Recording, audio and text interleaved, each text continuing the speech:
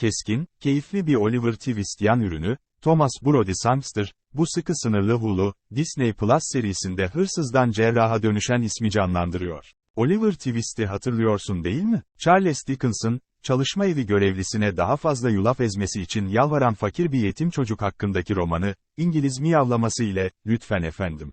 Lütfen. Biraz more istiyorum." ve bunu yaparak herkesi ona mı kızdırıyor? Kitabı okumamış, Oliver, müzikal uyarlamasını izlememiş veya Disney'in Oliver and Company'sinde büyümemiş olsanız bile, muhtemelen bu cümleyi daha önce duymuşsunuzdur. Tüm 19. yüzyıl romanını sizin için mahvetmek gerekirse, Twist, daha sonra gerçek kökeni ortaya çıkana ve nazik, zengin bir hayırsever tarafından evlat edinilene kadar başına sürekli kötü şeyler gelen iyi bir küçük adamdır. Artful Dodger, lakaplı Jack Dawkins, çocukla arkadaş olan ve yol boyunca ona yan kesici olmayı öğreten, daha havalı, sokakları seven bir yan karakterdir. Disney versiyonunda, Billy Joel'in canlandırdığı bir köpek, sosisli sandviç halkalarını boynuna bir atkı gibi döndürürken kız köpeklerini bayıltıyor, güneş gözlüğü takıyor ve "Neden endişelenmeliyim, neden umursayayım?" şarkısını söylüyor. New York'un kalabalık bir caddesinde arabadan arabaya atlarken, pekala, 29 Kasım'da gösterime girecek olan 8 bölümlük yeni sınırlı dizi The Artful Dodger'ın hikayesi ve kendinizi hazırlayın çünkü bu kesinlikle Disney değil. Teknik olarak Hulu ve Disney Plus'ta ama siz anladınız. Görüyorsunuz,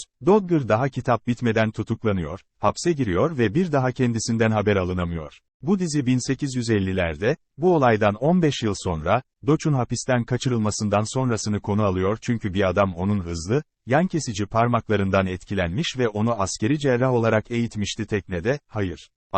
Dawkins gerçek mesleğini keşfeder ve bir Avustralya hastanesinde çalışmaya başlar. Ve arkadaşlar, bu hastanedeki ameliyatlar çok çılgınca. Sokaktan rastgele adamlar gelip insanların parçalara ayrılıp birbirine dikilmesini izleyebilir. Ve evet bu, biz izleyicilerin de bunu izleyeceği anlamına geliyor. Kapının hemen dışında bir bacak amputasyonu görüyoruz. Ancak bu, yaşlı Jack için karakterini belirleyen bir an. Tuhaf, bağıran kalabalığa karşı iyi bir küçük şovmen gibi davranıp, bu adamı ne kadar hızlı dikeceği konusunda onlara övünürken, hastaya doğru eğilir ve sessizce ona acıya nasıl katlanabileceği konusunda tavsiyelerde bulunur ve acının ne kadar çabuk olacağına dair güvence verir. Hızlı dikişin sadece havalı bir sporcu hareketi değil, aynı zamanda şefkatli bir hareket olduğunu da ortaya koyuyor. Bu bizim adamımız. Ama bu adam başka ne yapar biliyor musun? Kumar. Görünüşe göre o günlerde bir cerrah olmak sadece oda ve yemek ücretini ödüyordu. Başka bir yerde gerçek para kazanmak zorundaydı ve bunu kötü çocuk olarak kazanıyor. Dodge bir kart oyununda aldatıldığında aniden ödeyemeyeceği 20 küsur pound borcu olur ve bu parayı öksürmemenin cezası kendi elinin kesilmesidir. Neyse ki, kitapta asıldığı varsayılan Oliver Twist'teki bir zamanlar akıl hocası ve baş kötü adam olan Norbert Fagin,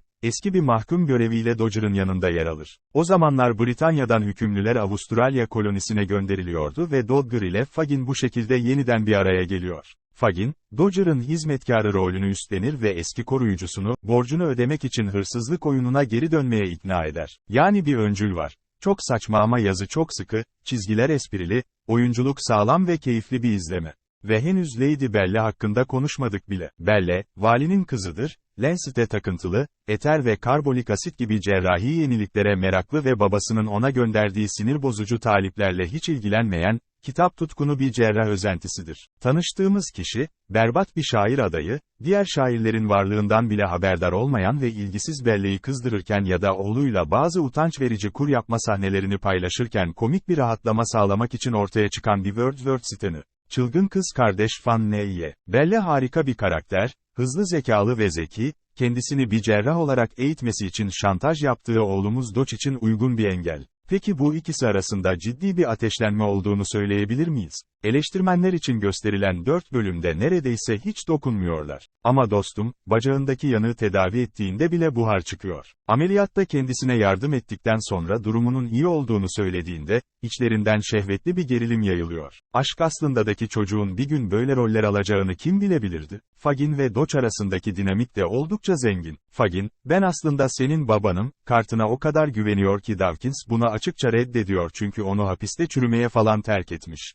Tuhaf bir şekilde Fagin. Sevimli mi? Her an bir şekilde ona tekrar ihanet etmesi tamamen mümkün olmasına rağmen Jack'i önemsiyor gibi görünüyor. Bu bir nevi Yondu, Peter Quill meselesine benziyor. Bir nevi. Sanırım nereye gideceğini göreceğiz. Ancak her zaman bir tür piç olarak kaldığını bilsek bile Faggy'nin Doç'a bazı önemli yönlerden geldiğini görmek dokunaklı. Peki burada elimizde ne var? İlgi çekici bir ortam, destekleyebileceğimiz karakterler, giderek artan riskler ve zengin diyalog. Şu ana kadar kulağa hoş geliyor. Potansiyel bir dezavantaj, tüm Dickens bağlantısının bazen biraz üst üste binmiş gibi hissedilebilmesidir, sanki yaratıcıların, altına hücum döneminde Avustralya'da yan kesicilik geçmişine geri dönmek zorunda kalan ve daha sonra onunla bağlantılı olarak çalışan bir cerrah hakkında bir dizi fikri varmış gibi. Bazı tanınabilir IP'ler. Ancak bu oldukça kolay affedilir. Eğer bu gerçekleştiyse, o zaman iyi. Ve bu hikayenin tamamı pekala, en popüler iki Oliver Twist karakteri hakkındaki gerçek meraktan doğmuş olabilir.